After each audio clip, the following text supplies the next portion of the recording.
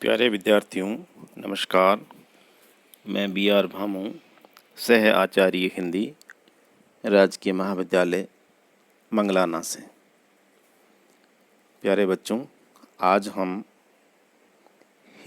BA part 3 Hindi साहित्य के द्वितीय प्रश्न पत्र में जो आपकी पाठ्य पुस्तक है कहानी संचयन,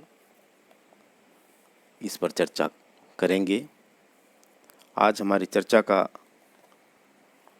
विषय है कहानी के प्रमुख तत्व अथवा कहानी का रचना विधान। तो आइए चर्चा शुरू करते हैं। कहानी एक महत्वपूर्ण साहित्यिक विधा है जिसमें वास्तविक जीवन के यथार्थ तथा मानव के अंतर्मन की जटिल चेतना का विश्लेषण होता है। कथा समीक्षकों ने कहानी के मूल्यांकन के लिए उन प्रमुख आधारों को खोजा है जिन पर कहानी का रचना विधान खड़ा होता है। इन्हीं आधारों को कहानी के तत्व के नाम से जाना जाता है। शास्त्रीय समीक्षा द्वारा निर्धारित कहानी के प्रमुख तत्व 6 माने गए हैं।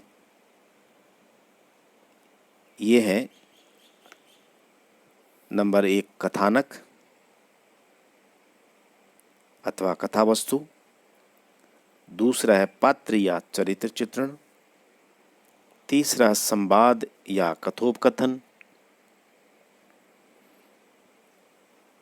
चौथा है देश काल और वातावरण, पांचवा भाषा शैली, छठा और अंतिम है उद्देश्य। अब हम आगे इन तत्वों पर थोड़ी विस्तार से चर्चा करेंगे। पहला प्रमुख तत्व है कहानी का कथानक या कथावस्तु। वह घटना या कथा जिस पर कहानी का ढांचा निर्मित होता है कथा वस्तु कहलाती है। यूं समझिए, कथा वस्तु कहानी के शरीर का स्केलेटन यानी ढांचा होता है। जैसे मनुष्य के शरीर में हड्डियों का ढांचा होता है, ठीक उसी प्रकार कथा वस्तु कहानी का स्केलेटन है। इसलिए ये जरूरी है कि कथावस्तु का चयन कहानीकार मानव जीवन के किसी भी पक्ष से कर सकता है, परंतु कथावस्तु आकर्षक होनी चाहिए। वह मानव जीवन के कथानक का चयन कर उसे कल्पना एवं मर्म स्पर्शी अनुभूतियों से सजाता है। प्रमुख घटना को अनेक घटनाओं से जोड़ता है।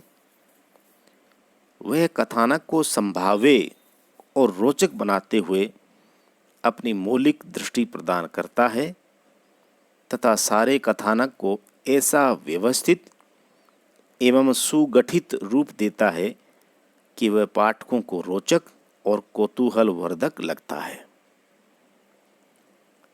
विकास क्रम की दृष्टि से कथानक के 4 विकास सोपान माने गए हैं: आरंभ, विकास, चरम सीमा तथा अंत। कहानी का आरंभ अत्यंत आकर्षक होना चाहिए।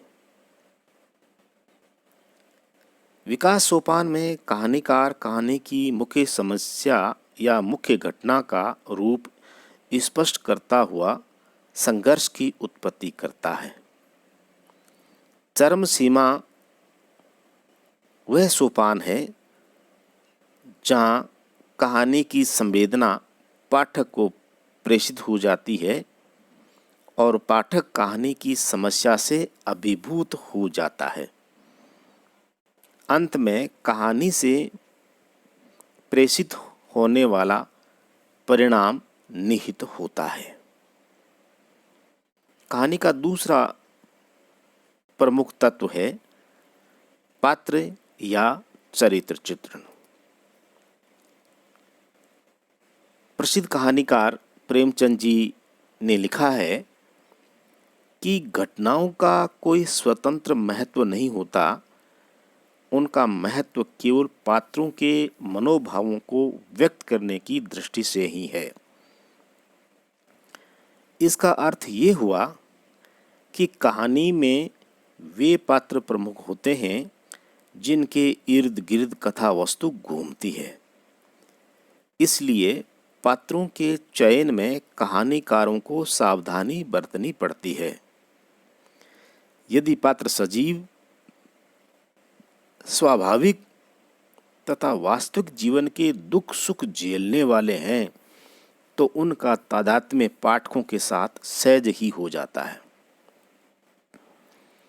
कहानी में पात्रों की संख्या भी सीमित होनी चाहिए। कहानी में लेखक की दृष्टि प्रमुख पात्र के चरित्र पर अधिक रहती है, इसलिए अन्य पात्रों के चरित्र का विकास मुख्य पात्र के सहारे ही होना चाहिए। जो भी पात्र कहानी में आते हैं उनके व्यक्तित्व को पूरी गरिमा के साथ प्रस्तुत किया जाना चाहिए तथा उनकी भावनाओं को पूरी तरह अभिव्यक्ति मिलनी चाहिए। कहानी का तीसरा प्रमुख तत्व है संवाद या कथोपकथन। कहानी में पात्रों के वार्तालाप संवाद कहलाते हैं। ये संवाद कहानी के पात्रों को सजीव तो बनाते ही हैं, साथ ही कहानी की एक रसता को तोड़ते हैं और कहानी को प्रभावशाली बनाते हैं।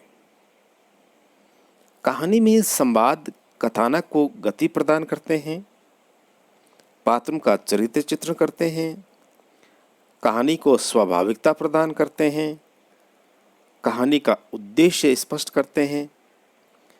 इन सभी कार्यों का संपादन संवादों से तभी हो सकता है जबकि कहानी के संवाद में ये सारी विशेषताएं हों। नंबर 1, कहानी के संवाद पात्र, परिस्थिति एवं घटना के अनुकूल हो। नंबर 2, कहानी के संवाद संक्षिप्त एवं व्यंग्यपूर्ण हों। नंबर 3, कहानी के संवाद कथानक को प्रवहमान बनाने में समर्थ हो, यानी कहानी की गति को बढ़ाने वाले हों।